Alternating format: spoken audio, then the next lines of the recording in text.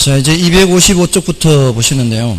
255쪽의 1번부터 5번까지는 중요도가 좀 낮습니다. 중요도가 낮은데, 뭐, 이런 문제도 있다라는 정도로만 받아들이십시오. 그 중에 이제, 1, 3, 5번을 좀 풀어보겠습니다. 2번, 4번은 여러분이 보시고요. 자, 1번에, 부동산 이용과 관련된 다음의 설명 중 틀린 것은, 최유효 이용은 부동산과 인간과의 관계를 개선하기 위한 모든 부동산 활동의 행위 기준이 된다. 이거는 옳은 표현이고요. 늘 최유효 이용 하죠. 그리고 최유효 이용 원칙은 용도 다양성과 공급의 상대적 희소성에서 이론적 근거를 찾을 수 있다. 그 공급의 상대적 희소성이라는 것이 바로 부증성과 관련되는 거죠. 그래서 맞고요. 그 다음에 토지의 최유효 이용이란 경제적 측면에서는 집약 한계가 되는 토지 이용이다. 옳은 표현입니다. 집약 한계라는 것은 이윤이 극대화되는 상태의 집약도를 말합니다. 그 밑에 4번으로 연결이 되죠. 집약 한계 하는데 이 집약 한계는 뭐와 뭐가 같아야 되는가 하면은 한계 수입과 한계 비용이 같아야 돼요. 총수입과 총비용이 같으면 그때는 이윤이 제로가 돼요. 그렇잖아요. 총수입, 총비용 같아버리면. 근데 한계 수입이라는 게 이제 무슨 뜻인가 하면은 이게 추가적인 수입, 추가적인 비용 이런 의미예요. 요거는 이제 굳이 이제 수학적으로 말하자면은 미분 개념이에요. 미분. 추가적인 수입, 추가적인 비용인데, 요 예를 들어서, 이게 지금 생산 요소라면은 어디든 적용해도 관계가 없어요. 이게 지금 토지를 얘기를 하는 거지만, 토지가 아니라 사람이나 노동력 또는 자본에 대해서 적용해도 요 원리는 똑같이 적용이 돼요. 요거는 뭐하고 관계가 있는가 하면은 여러분들 앞에서 공부하신 수학 체감의 법칙과 관련이 있어요. 예를 들어 여러분들이 중개사무소를 오픈을 했는데 지금 너무 지금 잘 되고 있어요. 혼자 너무 힘들어요. 그래서 한 사람을 이제 고용하는 거죠. 소공을 고용하는 거예요. 그러면은 돈을 줘야 되죠. 그럼 지금까지 발생하지 않던 비용이 추가로 발생하는 거죠. 그러니까 뭐가 발생하는 거예요? 한계 비용이 추가로 발생하는 거예요. 얼마? 예를 들어 100만 원을 줘야 돼. 한 사람 고용을 할 때. 근데 이 사람이 내가 버는 거 외에 이 사람이 추가로 벌어오는 게 있을 거 아니에요. 이 사람으로 인해서 벌어들이는 수입이 바로 한계 수입이에요. 만약에 이런 상황이라면 당연히 한 사람 고용을 해야 되겠죠. 이러면 내가 추가로 얼마를 더 벌 수 있는 거예요? 50만 원을 더 벌 수 있는 거죠. 지금까지의 이윤에다가 50이 늘어나는 거죠. 자, 이런 상황이라면 어떤 생각이 들겠어요? 한 사람 더 쓸까 생각을 할 수 있죠. 한 사람 더 써도 어차피 또 100만 원은 줘야 되지만 이 사람이 또 벌어오는 게 있을 거 아니에요. 근데 이 사람이 벌어오는 것이 첫 번째 사람이 벌어오는 것만큼 벌어올 수 있을까요? 보통의 경우라면 이제 추가로 한 사람을 더 쓰면은 이만큼은 못 벌고 뭐 조금 줄어들거나 할 거예요. 그래도 고용하는 게 나아요? 그렇지 않은 게 나아요? 고용하는 게 낫죠. 이게 추가적인 비용보다 추가적인 수입이 더 많으면은 나한테 떨어지는 이윤이 더 커지기 때문에요. 언제까지 이렇게 더 추가로 고용을 해야 될까요? 같아질 때까지. 추가적인 비용과 추가적인 수입이 같아질 때까지. 요 위 상황이라면 뭐예요? 조금이라도 추가적인 비용보다는 추가적인 수입이 더 클 거 아니에요. 조금이라도 나한테 더 이익이 생길 거란 말이에요. 그래서 이게 같아질 때까지, 뭐가 같아질 때까지? 한계 수입과 한계 비용이 같아질 때까지 추가로 또 고용을 하는 거죠. 그게 사람이든 토지든 자본이든 다 똑같아요. 그러니까 지금 왼쪽을 보면 뭐가 발생한다는 걸 알 수 있는 거예요? 수학 체감의 법칙이 성립한다는 걸 알 수 있는 거예요. 왼쪽이 바로 수학 체감의 법칙이에요. 자, 그런 얘기예요. 자, 그래서 4번이 틀린 거고요. 그 다음에 토지 이용에 있어 단위 면적당 투입되는 노동과 자본의 크기, 즉 집약도가 높을수록 집약적 토지 이용이 되며 집약도가 낮을수록 조방적 토지 이용이 된다. 집약적, 조방적 이런 단어 좀 알아두시면 되겠고요. 그 다음에 넘어가셔서 3번을 보시면 다음은 부동산 이용 활동에 관한 설명이다. 옳은 것은 1번에 스프롤 현상의 유형에서 고밀도 연쇄 개발 현상 했어요. 고밀도니까 합리적 수준보다 밀도 수준이 더 높은 상태죠. 이하가 아니죠. 그래서 틀렸고요. 다음에 2번에 스프롤 현상은 주거 지역 외에 상업지역, 공업지역에서도 발생합니다. 주로 이제 주거지역에서 많이 발생하지만 상업지역이나 공업지역에서도 무질서하게 확산될 수가 있죠. 다음에 3번에 집가 수준이 높은 곳에서는 토지용이 조방화되고 집가 수준이 낮은 곳에서는 토지용이 집약화된다. 이거 바뀌어 있죠. 틀렸고요. 다음에 4번에 집약적 토지용의 과정에서 집약 한계에 도달하기 전 상태는 한계 비용이 한계 수입보다 큰 상황에 있다. 자, 이건 좀 어려운 표현이죠. 저걸 보시면 돼요, 이거. 집약 한계에 도달하기 전 상태는 어떻게 해요? 뭐가 더 큰 상태예요? 한계 수입이 더 큰 상태죠. 한계 수입이 한계 비용보다는 더 큰 상태, 집약 한계에 도달하기 전 상태는. 그래서 바뀌어 있죠. 큰 상황에 있다. 이 한계 비용이 큰 상황에 있다 되어 있잖아요. 다음에 직주 분리 과정에서 도시 회춘화 현상이 나타나는 게 아니고요. 도시 회춘화라는 게 뭐예요? 도심에 저소득층들이 살던 곳이 새로 개발되면서 중고소득층으로 교체되는 현상이 회춘화 현상이죠. 그런 회춘화 현상은 직주 접근의 결과로서 나타나는 현상이 회춘화 현상이에요. 그래서 정답은 2번이 되겠고요. 다음에 4번은 열어보시고 5번을 보시면 특정의 지점과 시점을 기준으로 한 택지 이용의 최원방권을 한계지라고 할 때 이와 관련하여 나타나는 현상이 아닌 것은 1번 한계지 지가와 도심부의 지가는 상호 무관하지 않고 무관하지 않다 이 소리는 관련이 있다 이 소리죠. 관련되고 각 한계지 지가 상호 간에는 대체 관계가 성립된다. 자, 이게 뭔 소리요? 한계지라는 게 뭐예요? 한계지라는 게 이게 택지예요, 택지. 택지 있으면 택지의 제일 원방권에 있는 거 있죠. 여기 있는 게 한계지. 택지라는 게 뭐예요? 택지. 택지라는 게 용도가 주상공이죠. 주상공. 그 주거용, 상업용, 공업용으로 이용되는 것이죠.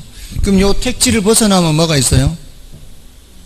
농지, 임지가 있겠죠. 농지, 임지 있을 거 아니에요. 택지를 벗어나면은. 그러니까 요거를 오해를 하시면 안 돼요. 어떤 도시가 있으면 도시의 경계, 시 경계가 이것이 아니고 도시라 하더라도 녹지 지역이 있잖아요. 녹지 지역에는 뭐 논밭도 있고 할 거 아니에요. 그거는 택지 지역이 아니죠. 택지 지역은 주상공으로 이용되고 있는 제일 원방권. 그래서 여기 계신 누군가가 여러분이 사는 집 바로 옆에 이제 논밭이 있는 그 상황이라면 여러분이 사는 곳이 바로 한계지 위치가 되는 거죠.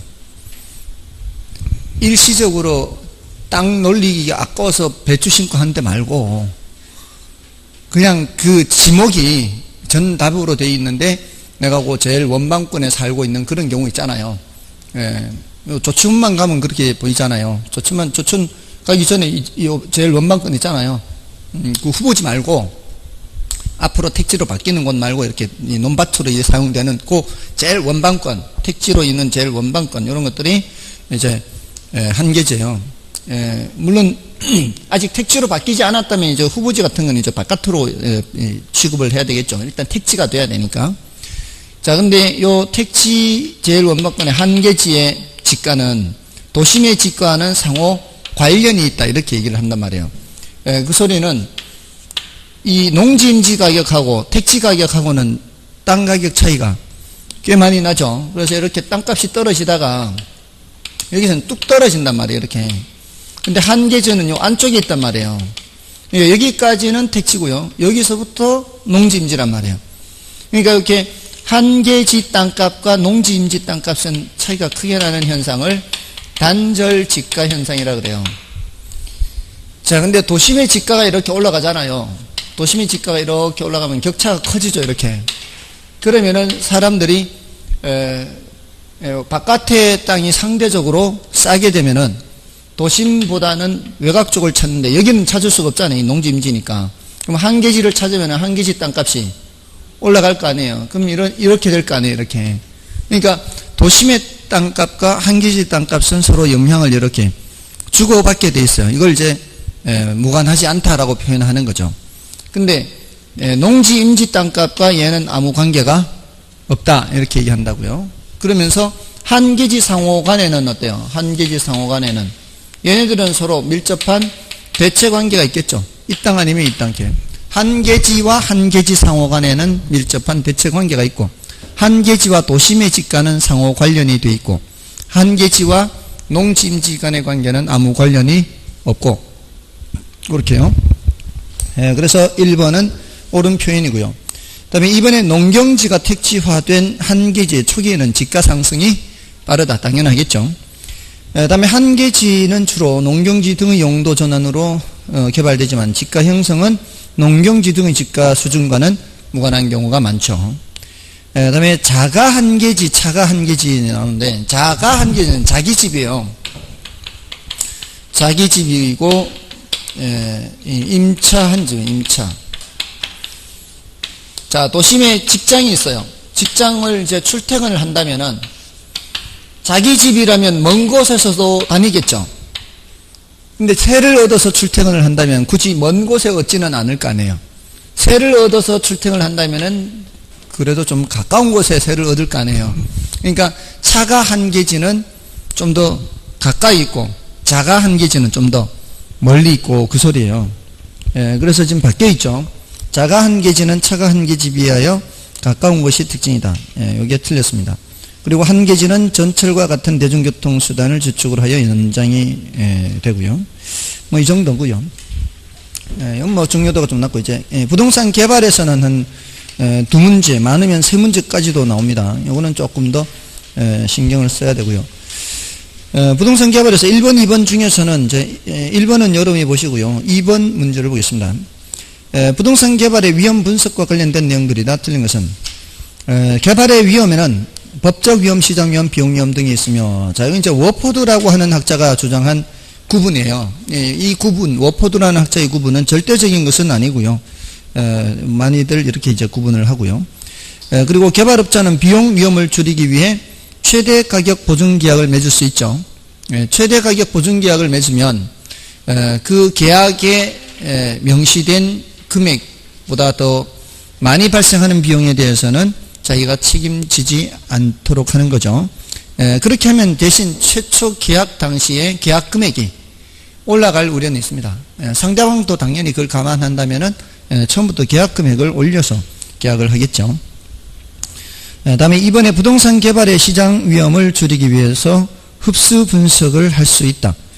요 시장 위험을 줄이는 거죠. 흡수 분석을 통해서. 흡수 분석이라는 게 하나는 흡수율이 있고요. 하나는 흡수 기간이 있죠. 흡수 분석. 흡수율은 뭐예요? 흡수율.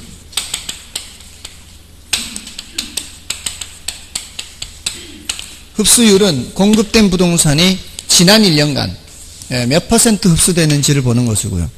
흡수기간은 공급된 부동산이 100% 흡수될 때까지 걸린 시간이죠.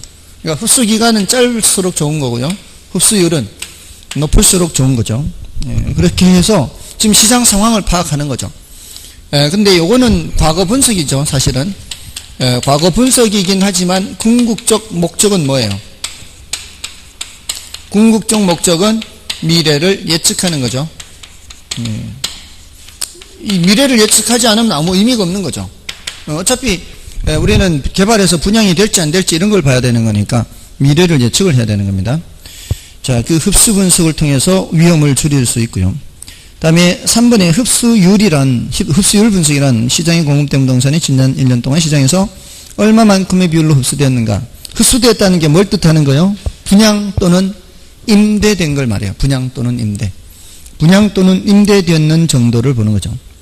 다음에 법적 위험을 줄이기 위한 조치로 이용계획이 확정된 토지를 매입하는 방법이 있다. 자, 이용계획이 확정된 토지가 어떤 토지예요? 이용계획이 확정된 토지가 어떤 토지예요? 그게 바로 도시관리계획을 보면 되는 거예요. 도시관리계획. 도시관리계획. 도시관리계획은 도시기본계획과 달리 이거는 구속적 계획이죠. 구속적 계획.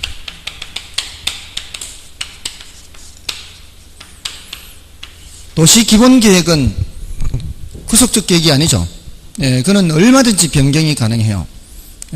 장기 발전 방향을 지시한 것이기 때문에 그것으로 인해서 뭐 구속되지는 않습니다. 근데 이거는 구체적인 집행계획이기 때문에 구속적 계획이어서 국민의 권리 의무에 관련될 가능성이 많아요. 모든 게 다 관련되는 건 아니지만 일단 국민이 권리 의무에 어떤 영향을 받게 되면은 거기에 대해서 쟁송을 제기할 수 있어요. 쟁송. 그러니까 소송을 제기할 수 있다면 쟁송, 행정심판이나 쟁송이라고 할 때는 그 쟁송은 이신청부터요. 이신청, 행정심판, 행정소송 이렇게 가는 거예요. 이신청은 처분한 놈한테 제기하는 게 이신청이고요. 처분한 놈. 그 놈이 제일 잘 알 거 아니에요. 그 업무에 대해서. 그러니까 네가 혹시 실수했을 수 있으니까 네가 한번 다시 봐라 하는 게 이신청이에요. 그 다음에 행정심판은 뭔가 하면은 그 감독관청한테 제기하는 걸 말해요. 왜냐하면은 네 밑에 있는 애가 지가 잘못했는데도 잘못 안 했다고 하니까 감독기관인 네가 한번 봐라 하는 게 행정심판이에요. 근데 봤는데 야 제가 잘못한 거 없는데 이렇게 가면은 이제 니들은 다 한통속이니까 그러지. 법원으로 가져가는 법원으로. 행정부 네 말을 못 믿겠다. 법원으로 가져가는 게 뭐예요? 행정소송이 되는 거죠. 그래서 이 모든 것을 쟁송이라고 그래요. 다투는 거. 그 권리 구제를 받기 위해서. 그러니까 권리 의무에 영향을 미치는 것들은 이런 쟁송을 할 수 있기 때문에 함부로 못 바꾸는 거죠. 그래서 토지 이용 계획이 확정된 토지를 매입하면은 그런 법적 위험을 줄일 수 있다는 겁니다. 다음에 5번에 개발업자가 개발사업에 착수 전 또는 초기에 매수자를 확보하면 시장 위험은 감소하고 수익은 높아진다. 자, 이건 무슨 이에요?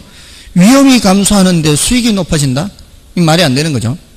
초기에 매수자를 확보한다는 얘기는 초기에 분양을 많이 한다는 얘기인데, 분양 또는 임대. 그럴 때에는 높은 가격으로 분양할 수가 없어요.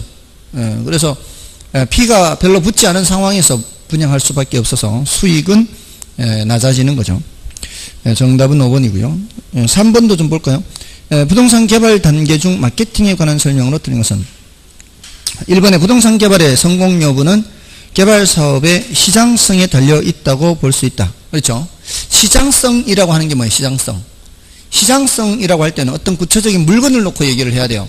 몇 번 말씀을 드렸지만 어떤 상품을 개발하는 회사가 어떤 상품이 시장성이 있는지 없는지를 판단을 할 때는 그 물건이죠. 그 물건. 시장성. 지금 대상이 되는 그 물건을 다른 물건하고 비교해 봐야 될 거 아니에요. 그러면서 이 물건이 시장에서 얼마만큼 소비자들한테 어필할 수 있는가. 그거 살펴보는 게 시장성 보는 거 아니에요. 그런 것처럼 부동산 개발 사업에서 구체적인 물건이라는 게 뭐예요? 그 개발하는 사업이죠. 그 개발하는 사업, 그런 물건을 시장에 내놨을 때 사람들이 얼마만큼 요거를 분양받을지, 임대받을지 조사하는 거. 이런 게 시장성 분석이잖아요. 그래서 시장성이 있어야 그만큼 성공할 수 있다는 얘기죠. 다음에 일반적으로 개발될 공간의 임대활동은 개발사업 초기 단계에서부터 이루어지는 것이 바람직하고요. 다음에 부동산 개발사업의 성공을 위하여 개발사업 초기에 정박임차인을 확보하는 것이 중요하죠. 정박임차인은 한번 자리를 잡으면은 잘 옮기지 않는 그런 임차인을 정박임차인이라고 합니다. 다음에 4번의 매장용 부동산의 경우 적절한 임차인 혼합이 중요하고요. 그래서 어떤 상가는 베이커리를 하나 이제 입점을 시키잖아요. 그러면 베이커리를 더 이상 입점시키지 않아요. 그 상가 안에는 베이커리 하나, 미용실 하나, 이런 식으로 해서 임차인들 사이에서 경쟁이 치열해지지 않도록. 그래야 임대인 입장에서는 임대료를 제대로 받을 수 있을 거 아니에요. 근데 그게 밀도에 따라 좀 다를 수는 있는데, 어떤 상가는 미용실이 2개가 되기도 하고요. 밀도가 높은, 인구 밀도가 아니라, 유동인구가 많은 그런 상가의 경우, 그리고 상가 규모가 큰 경우에는 하나의 상가 안에 그런 이제 경쟁 점포가 둘 이상이 있기도 하는데요. 근데 이렇게 규모가 크지 않은 경우는 그렇게 이제 경쟁 점포가 같이 들어오지 않도록 그렇게 신경을 쓰죠. 그래야 그 건물주 입장에서는 이 사람 저 사람 임대료 수익이 제대로 발생해서 임대료를 받을 거 아니에요. 그러니까 적절한 인체인 혼합을 해야 되는 거죠. 특히 매장형 부동산은 더 그렇고요. 그다음에 부동산의 종류와 관계없이 마케팅 활동의 유형 등의 뭐 말도 안 되고 이거는 뭐 5번 지문이 워낙 말이 안 되니까 그 1, 2, 3, 4번 지문 위주로 보시면 되겠죠. 다음에 이제 4번 문제도 마찬가지예요. 4번 문제도 지금 4번 문제는 5번 지문이 어려운 지문이 정답이 되어 있는데 그거 이제 조심은 좀 하는데 일단 나머지 지문들을 좀 더 살펴보면 되죠. 4번에 1번을 보시면 시장에 공급된 부동산이 한 해 동안 얼마만큼의 비율로 흡수되었는가를 분석하는 것이다. 자, 이게 흡수율 분석에 대한 옳은 표현이고요. 다음에 이제 흡수율 분석은 부동산의 질과 양적인 측면에서 부분 시장 단위로 구체적으로 행하고요. 시장에 공급된 부동산이 전량 흡수되는 데 걸리는 기간을 흡수 기간이라고 하죠. 그리고 동일 기간당 흡수율은 높을수록 흡수 기간은 짧을수록 시장 위험이 낮을 것으로 예측하는데요. 지금 이러한 분석들이 시장 분석, 시장성 분석에서 보통 하는 거거든요. 흡수율 분석이. 근데 이러한 그 단계가 있잖아요. 이러한 단계에서 G, C, C 타투 하잖아요. 근데 이제 순서가 이제 이 앞 단계에서 흡수 분석하고 그 다음에 이제 타당성 분석, 투자 분석 하는데 자칫 착각하기가 쉬워요. 이게 이제 포함 관계를 얘기할 때는 지역 경제 분석, 내내에 있는 지역 경제 분석이 토대를 분석하는 거예요. 토대를 분석한 후에 그 위에 이제 시장 분석이 들어가는 거거든요.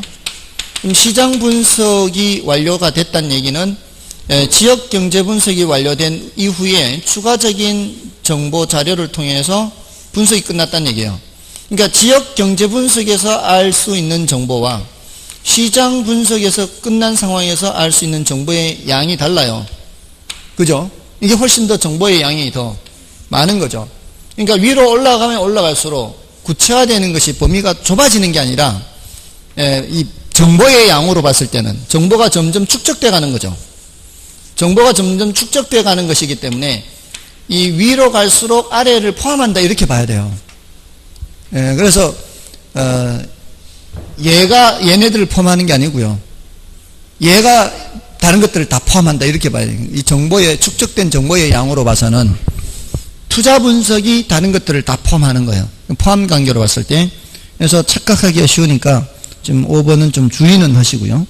그러니까 투자 분석이란 맨 밑에 있는 거잖아요. GCC 타투. 근데 정보의 축적된 양으로 봤을 때는 누가 누구를 포함하는 거예요. 투자 분석이 다른 거 다 포함하는 거예요. 그 앞에 있는 것들. 됐나요? 그래서 그 오른쪽 페이지에 그 부등호 방향으로 돼 있잖아요. 그렇게 부등호 방향이 돼 있는 게 오해하지 마시라고요. 자, 그렇게 보시고요. 다음에 이제 넘어가시면은 5번, 6번 중에 이제 5번이나 6번은 이제 다 비슷하죠. 지금 이거 GCC 타투에 대한 내용이죠. 그래서 6번을 좀 보시고요. 부동산 개발의 타당성 분석에 대한 설명이다. 틀린 것은 1번에 부동산 개발의 타당성 분석은 먼저 시장성 분석을 하고 다음 경제성 분석을 실시하여 최종적인 투자 결정을 한다. 먼저 시장 분석하는 거 맞죠? 이게 앞에 있는 GCC 이게 넓은 의미의 시장 분석이고요. 요걸 이제 경제성 분석 이렇게 하죠. 특히 이렇게 경제성 분석이라는 표현을 쓰는 이유는 이 타당성 분석 중에 법적 타당성, 경제적 타당성, 기술적 타당성 이렇게 있잖아요. 법적 타당성 분석도 있죠. 그 이제 법적으로 그 지역에 그 위치 토지에 그러한 부동산을 개발할 수 있는지 없는지 그런 걸 법적으로 또 봐야 되잖아요. 뭐 또 집안 조사라든가 뭐 이런 것도 해야 되고 기술적으로 봐야 되고. 근데 가장 중요한 게 무슨 타당성이에요?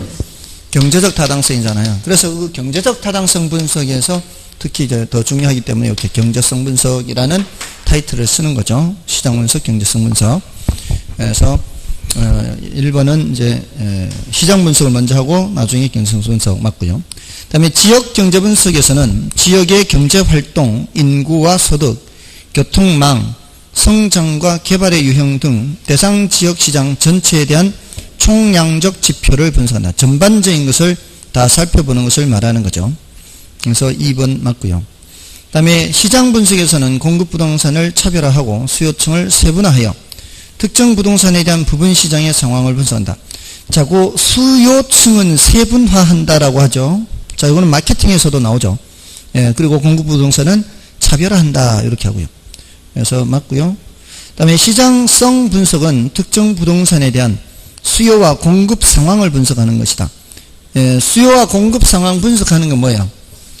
시장 분석이죠. 시장성은 어떤 구체적인 물건을 놓고 대상 물건의 매매 가능성, 임대 가능성을 보는 거니까 그것은 틀렸어요. 4번이 틀렸죠. 그 다음에 타당성 분석은 대상 개발 사업이 투자자의 자금을 유인할 수 있을 만한 충분한 수익성을 제공하는지 분석하는 것. 여기 이제 타당성 분석 맞죠? 요거는 타당성 분석은 구체적인 수익성을 보는 겁니다. 수익성이 있는지 없는지는 뭘로 판단해요? 수익성이 있는지 없는지는 순수내로 판단해요. 순수내. 순현가가 0보다 큰지 작은지, 수익성 지수가 1보다 큰지 작은지, 내부 수익률이 요구 수익률보다 큰지 작은지 이렇게. 다음에 넘어가셔서요. 그래서 6번은 4번이 정답이었고요. 7번은 자, 이 부동산 개발 사업의 타당성 분석 중 경제성 분석에 해당되는 내용이 아닌 것을 했어요. 경제성 분석, 이 전체적인 이제 분석 과정에서 이 경제성 분석이라면 여기잖아요. 여기 이건 이제 계산하는 거잖아요. 이게 수익성이 있는지 없는지를 보려면은 순현가가 0보다 큰지 작은지, 수익성 지수가 1보다 큰지 작은지 계산하려면 이제 여기서 수집된 정보 자료를 이용해서 계산을 해야 돼요. 그리고 이제 결정을 해야 되잖아요. 투자 분석. 그러기 위해서 나오는 것들이잖아요. 그러니까 1번에 비용 추계를 해야 될 거 아니에요. 그 다음에 2번에 시장 가치와 투자 가치를 따져서 누가 더 크면은 결정하는 거예요. 투자 가치가 더 크면 채택을 하는 거잖아요. 그 결정할 때, 투자 결정을 할 때. 그 다음에 수요 공급 분석은 뭐예요? 이건 시장 분석이잖아요. 시장 분석은 이 위에 있는 거 아니에요. 그러니까 3번은 틀렸고요. 4번, 5번 다 해당되고요. 다음에 8번은 LQ인데요. 8번, 9번이 LQ 계산이죠. 그 계산은 어떻게 한다 그랬죠? A 지역의 농업의 LQ 이렇게 하잖아요. A 도시 농업의 LQ. 그러면 뭐를 동그라미 치고요. 15를 동그라미 치고, 그리고 전국의 전체인 6천은 항상 포함된다 그랬죠. 그러니까 6천 동그라미 치고 15 동그라미 치면은 네모 박스가 만들어지고 4개의 기퉁이 숫자는 300과 150이 더 추가돼야 되죠. 그러면 어떻게 6천분의 300분의 150분의 15 이렇게 계산하면 되죠. 그래서 6천분의 300은 몇 프로예요? 6천분의 300은 6천분의 300분의 150분의 15 이런 거 1,10,100으로 가라 그랬잖아요. 10%는 600이잖아요. 6천의 10%는 600 위에 300은 600의 반이니까 10%의 반이니까 5% 나올 거 아니에요. 이거는 10%가 15 됐잖아요. 5%분의 10% 하면 됐잖아요. 2 됐나요? 그러니까 이렇게 할 수 있으면 이렇게 하는 게 차라리 낫죠. 어쩌면은 암산이 더 빠를 수 있어요. 숙달이 되면은. 아무튼 1,10,100으로 가면 돼요. 1,10,100. 우리 시험은 복잡한 숫자로 잘 안 나온단 말이에요. 그러니까 대체로 이렇게 1,10,100 원칙으로 이렇게 하면은 쉽게 알 수 있다고요. 아무튼 9번은 뭐 여러분이 봐주시고요. 다음에 이제 10번, 11번이 같은 유형의 문제예요. 그 중에 10번을 보겠습니다. 다음은 입지계수와 경제기반 분석에 관한 설명이다. 틀린 것은 1번에 입지계수를 통해 해당 지역 특정 산업의 특화도를 파악할 수 있다. LQ가 1보다 크면 뭐예요?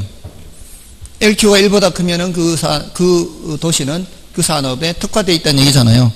특화도를 파악할 수가 있는 거고요. 그 다음에 다른 조건이 일정한 경우 해당 지역 기반 산업 비율이 클수록 경제 기반 승수는 커진다. 자, 경제 기반 승수가 나왔죠. 이제 이게 출제된 지가 꽤 오래됐는데 이제 이거 좀 난이도가 높아요. 난이도가 높은데 사실은 중요도는 이게 더 높아요. 지역경제학이라는 학문이 있어요. 학문 분야에. 지역경제학이라는 학문 분야에서는 이 경제기반 분석을 이제 굉장히 중요시하는데 그 경제기반 분석에서 경제기반 승수가 굉장히 중요한 거죠. 그러려면 이제 LQ를 알아야 되거든요. 그러니까 그 기초 조사로서 LQ이고요. 이거는 경제기반 승수는 기반 비율 분의 1이에요.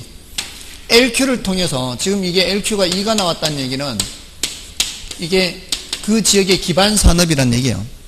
그래서 그 기반 지역의 기반 산업의 비율을 알면은 경제 기반 승수를 알 수가 있죠. 물론 이걸 이렇게 할 수도 있어요. 1-B 기반 비율. 1-B 기반 비율 분의 1 이렇게 할 수도 있어요. 자, 아무튼 기반 비율이 커지면 커질수록 어떻게 돼요? 경제 기반 승수는 작아지는 거죠. 그래서 2번 틀렸고요. 그 다음에 입지 개수를 통해 그 지역의 기반 산업이 어떤 산업인지 알 수 있고, 그 다음에 어떤 지역의 기반 산업의 비율을 파악함으로써 경제 기반 승수를 알 수 있고, 경제 기반 승수를 통해 기반 산업 수출 부문의 고용 인구 변화가 지역의 총 인구에 미치는 영향을 예측할 수 있다. 자, 요거는 지금 이 수출 부문의 고용 인구 변화가 예를 들어 이제 기반 비율, 기반 비율이 만약에 10%다. 그러면 이게 0.1분의 1 이렇게 될 거 아니에요. 0.1분의 1. 그러면 이게 10이 되죠, 10. 이게 10이라는 것의 의미는 뭐예요? 기반 산업의 고용 인구가 이게 1%가 증가하면은 그 지역 전체 산업의 고용이 몇 프로 변한다는 얘기예요? 10% 변한다는 얘기거든요. 10배만큼 변한다는 얘기예요. 자, 그러면은 그 지역의 전체 고용자 수가 변하면은 그 딸린 식구들이 변할 수도 있잖아요. 한 사람당 딸린 식구. 그러니까 전체 인구 변화도 예측할 수가 있죠. 이런 건 다 가능해요. 그럼 그 연이어서 뭐까지 예측할 수 있어요? 그 지역 부동산 수요에 대한 예측도 할 수 있겠죠. 이런 걸 다 하는 거죠. 그러니까 어떤 신도시를 개발한다거나 할 때는 저런 걸 다 감안해서 하는 거죠.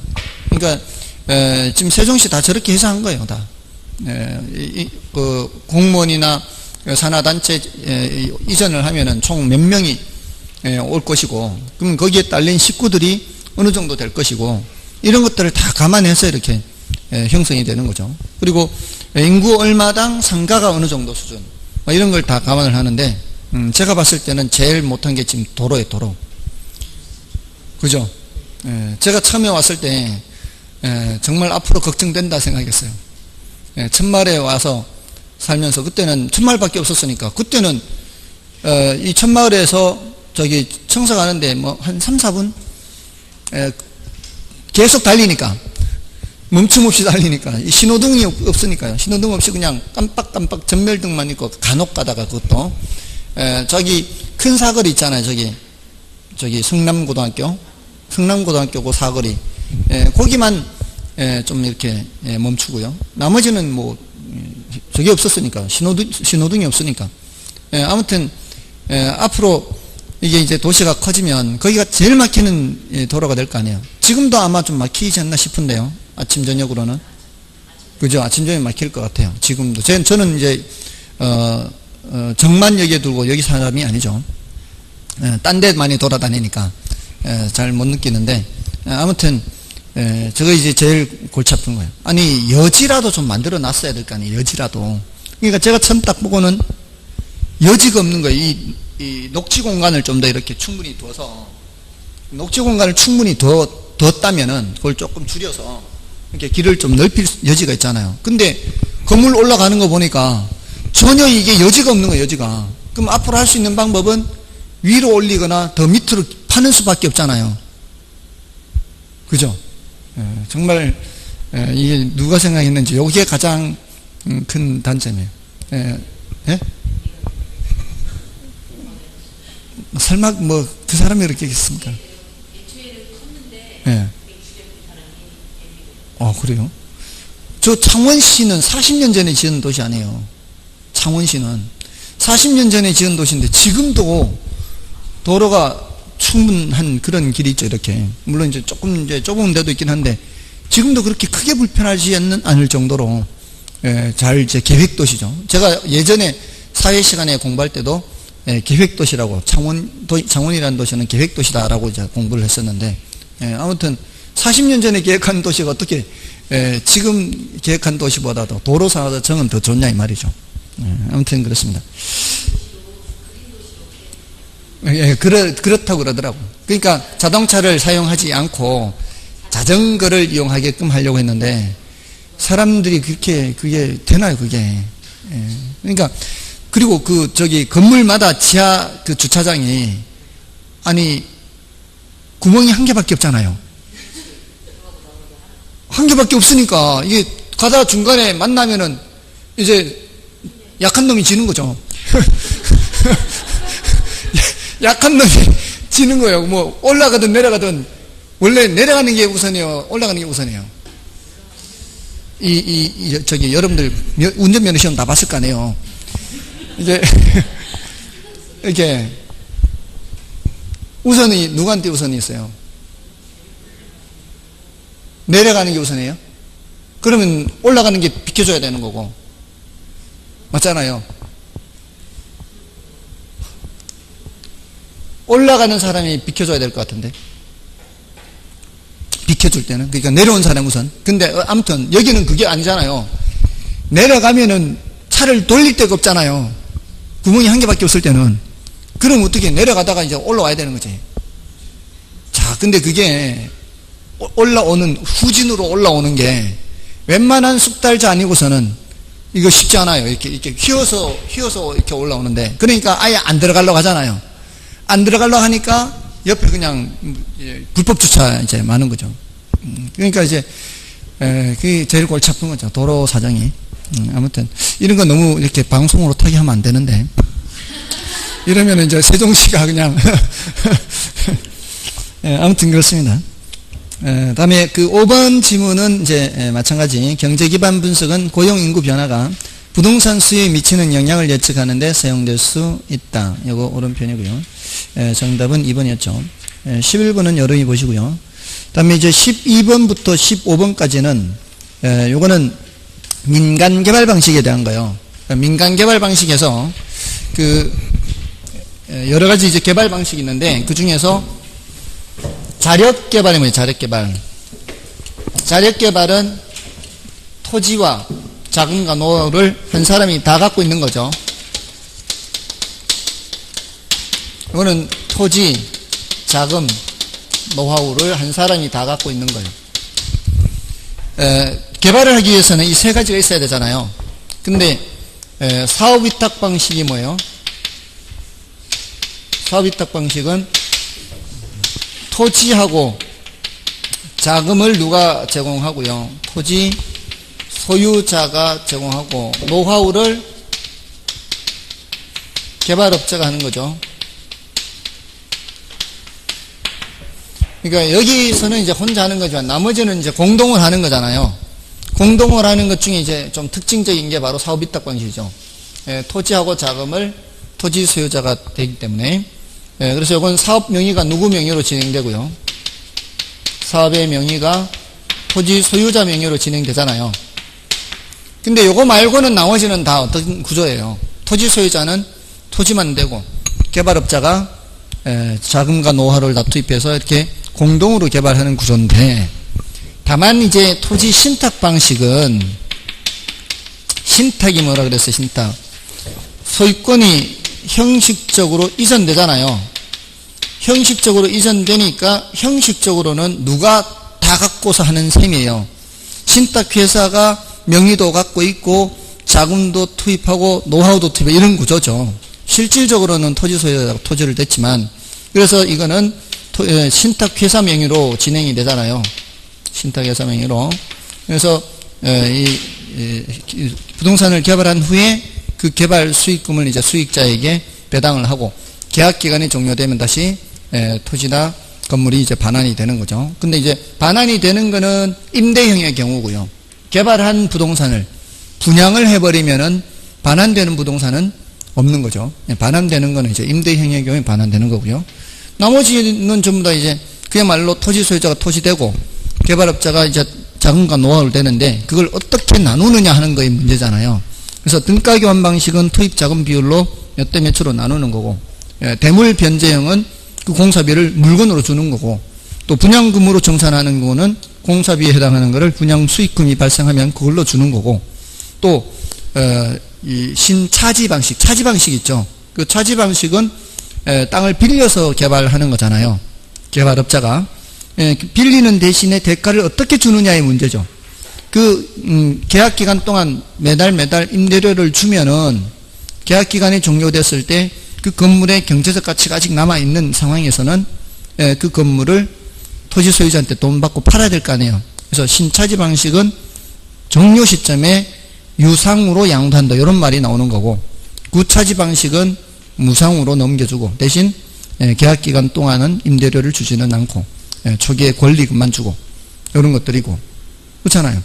그런 여러 가지 방식이 있다는 거죠. 그리고 컨소시엄 구성 방식에서 대규모 개발 사업 같은 경우에 주로 이 자금 조달 문제 또는 뭐 기술 보완 때문에 여러 회사가 연합 법인을 설립하는 거죠.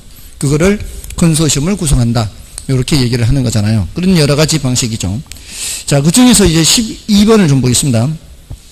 12번에 틀린 것을 쳤습니다. 1번의 단순 개발 방식은 토지 형질 변경 등 토지 소유자에 의한 자력 개발을 의미하는 것으로 전통적인 개발 방식이다.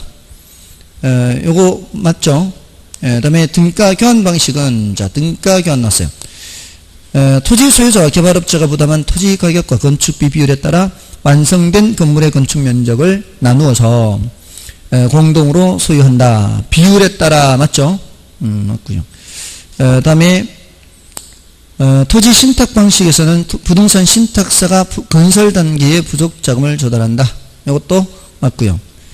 다음에 컨소시엄 구성 방식에 의한 부동산 개발은 대규모 개발 사업에 있어 사업 자금 조달 등의 목적으로 법인 간의 컨소시엄을 구성하여 개발 사업이 이루어진다. 이것도 맞고요.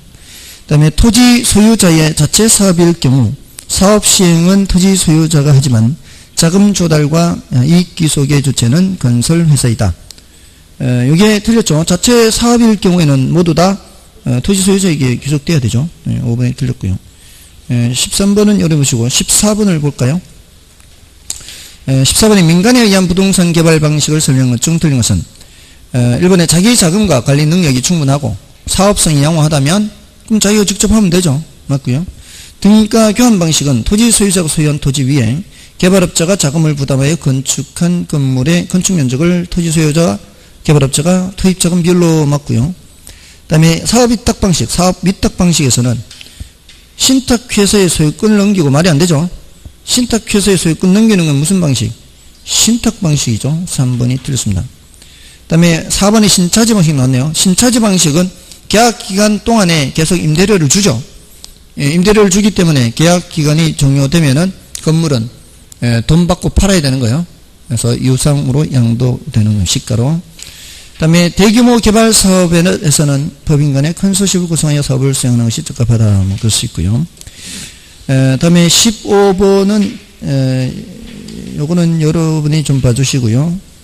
16번은 자, 요거는 이제 BTO, BTL 요런 얘기죠. 요거는 이제 내용이 간단한데 꽤 자주 나온 편입니다. BTO, BTL, 뭐 BOT, BLT. B가 건설하는 거죠.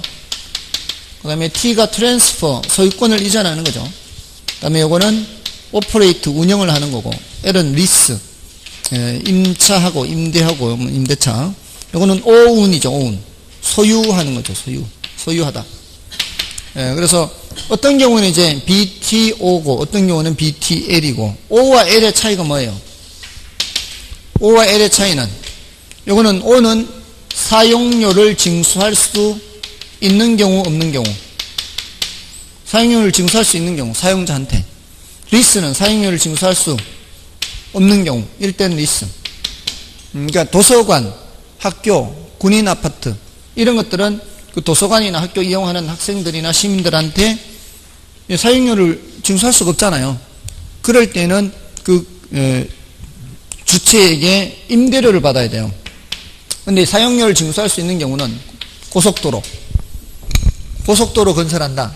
고속도로를 이용하는 사람한테 사용료를 징수할 수 있잖아요. 그럴 때는 이제 운영한다. 이렇게 요 차이가 이제 제일 중요한 차이죠. 물론 이제 어떤 경우는 BOT고 어떤 경우는 BTO고 이제 T가 먼저냐 O가 먼저냐 이전이 나중에 이루어지는 거죠. 소유권 이전이. 그러면 BOT가 되는 거고 소유권 이전이 먼저 이루어지면은 BTO가 되고 보통 이제 민자고속도로 있죠. 민자고속도로는 이건 BTO가 많아요. BTO가. 제가 알기로는 민자 역사 있죠. 민자 역사. 민자 역사는 BOT가 맞고 BOT. 이렇게 다 뭘 하는 거예요? 운영하는 거죠. 운영 기간 동안에 수익을 내는 거예요. 이렇게. 자, 그 차이입니다. T와 O와 L의 차이. 자, 그래서 기억을 보시면은 BOT죠. BOT 시설의 준공과 함께 시설의 소유권이 국가 또는 지방자치단체에 기속되지만 사업 시행자가 정해진 기간 동안 시설에 대한 운영권을 가지고 수익을 내는 방식. 자, 일단 준공과 함께 이전되어 기속된다 그랬잖아요. 준공과 함께 기속되면은 BO로 가는 게 아니라 BT로 가야 되죠. 그리고 운영권을 가지고 수익을 내는 것은 O잖아요. O. 그래서 BTO가 돼야 돼요. 기억은 BTO. 그래서 틀렸고. 다음에 니은은 BLT라고 되어 있는데 읽어볼까요? 사업 시행자가 사회 근접자원 시설을 건설해 일정 기간 동안 시설을 중원청에 리스하고 리스 기간 종료 후에 소유권이 이전돼요. 그럼 BLT 맞죠? 니은은 맞죠? 다음에 디귿은 사업 시행자가 시설의 준공과 함께 소유권을 국가 또는 지방에 이전해요. 그럼 BT잖아요. 다음에 해당 시설을 국가나 지방자치단체에 임대하여 수익을 내요. 임대하는 건 뭐예요? 리스. 그럼 BTL이래야 돼요. 디귿은 틀렸고요. 그 다음에 리을은 시설 준공의 소유권을 보유하면서 운영을 통해 시설의 수익을 가진 후 일정 경과 후에 마지막에 시설 소유권을 이전하는 겁니다. 그럼 BOT가 돼요. BOT. 이게 민자 역사가 주로 이렇다고요. 민자 역사. BOT에서 틀렸고. 그럼 지금 옳은 게 니은밖에 없네, 지금까지. BOO. 시설의 준공과 함께 사업 시행자가 소유권과 운영권을 갖는 거 BOO. 그래서 미음하고 니은. 니은 미음은 4번이 정답이죠. 자, 택지 공영 기업은 좀 쉬고 할까요?